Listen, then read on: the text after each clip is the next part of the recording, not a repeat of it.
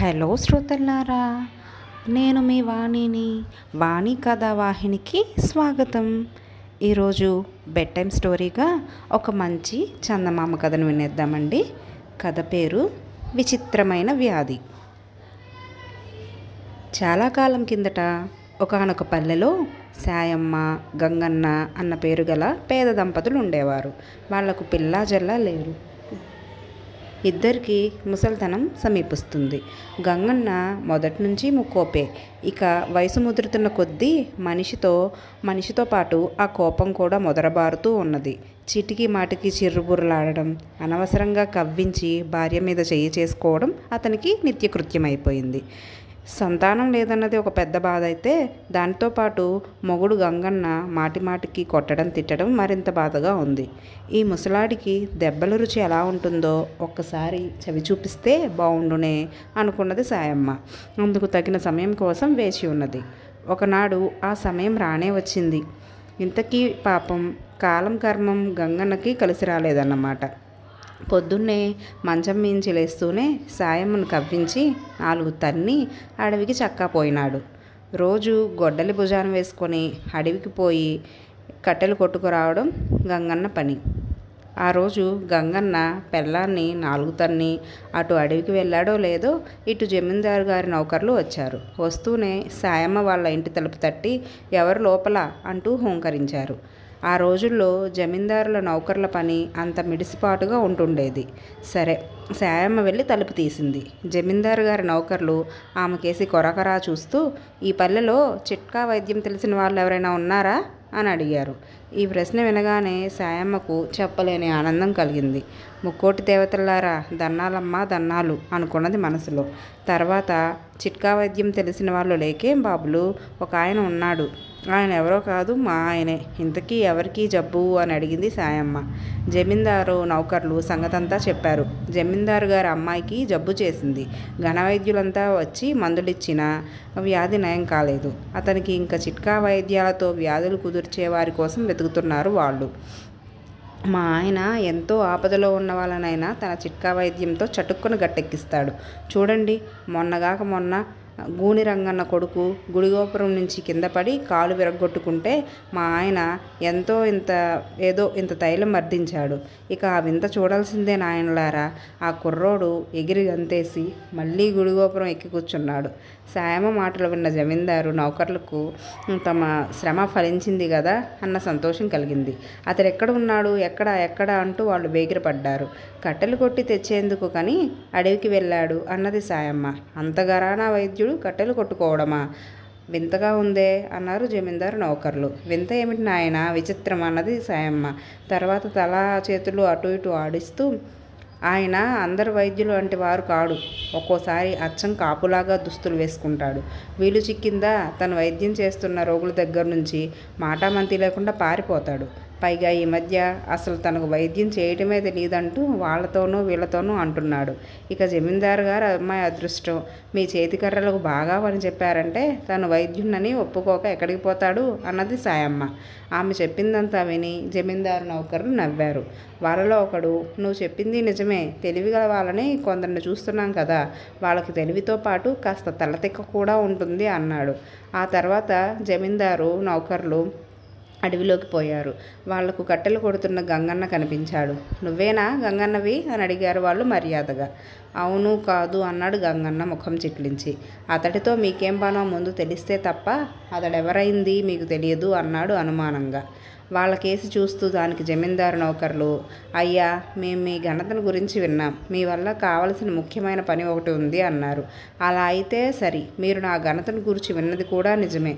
కట్టుగొయ్యలు, నాగటి దుంపలు చెక్కడంలో నేను మొనగాన్ని అన్నాడు గంగన్న.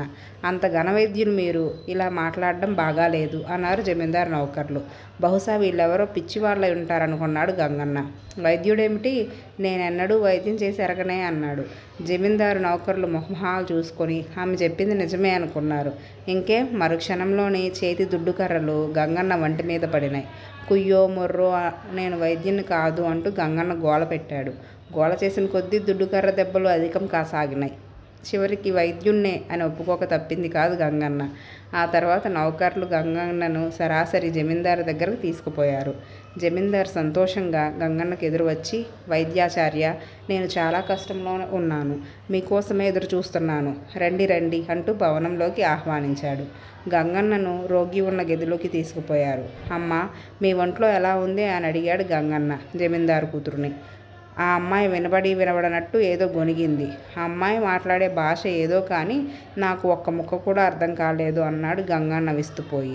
అందుకు జమీందారు వినయంగా, అయ్యా, అమ్మాయికి హఠాత్తుగా ఒక్కసారి మాట పడిపోయింది. వివాహ ముహూర్తం నిర్ణయించాం కూడా, అవతల మాట పోతుంది. నేను గట్టి చిక్కుల్లో పడిపోయాను. ఇంతకీ అమ్మాయికి పట్టుకున్న వ్యాధి ఏమిటంటారు అన్నాడు. వ్యాధికేముంది, మాట పడిపోవడమే అన్నాడు గంగన్న. వ్యాధికి కారణం ఏమిటో సెలవిస్తే అన్నాడు జమీందారు. అందుకు గంగన్న తలపంకిస్తూ, కారణం ఏముంది, నాలుక పనిచేయడం మానేసింది. ఇందుకు గల కారణాల గురించి వాల్మీకి చాలా రాశాడు. ఆయన చాలా గొప్పవాడు. ఒక్క అంగుళం పాటి నాకంటే పొడవరి. మీకు సంస్కృతం వచ్చా? ఓహో, రాదా, సరే. ఈ వ్యాధిని గూర్చి సర్వం ఒక సంస్కృత పద్యంలో ఎమిట్ చేశాడు ఆయన. నాలుకను కదిలించే నాళాలు కొన్ని మన శరీరంలో ఉంటాయి అన్నాడు గంగన్న గొక్క తిప్పుకోకుండా. తరువాత శరీర శాస్త్రం మీద తాపీగా చిన్న ఉపన్యాసం ఇచ్చాడు. జమీందారు అంతా విని, నాకు ఒక చిన్న సందేహం ఉంది. మీ శరీర శాస్త్రాన్ని గురించి చాలా విషయాలు చెప్పారు, బాగానే ఉంది. కానీ మనిషికి గుండెకాయ కుడివైపున ఉంటుందంటారేం, ఎడమవైపును కదా అన్నాడు అనుమానంగా. అందుకు గంగన్న తడుముకోకుండా, అవును, పూర్వకాలంలో అలాగే ఉండేది.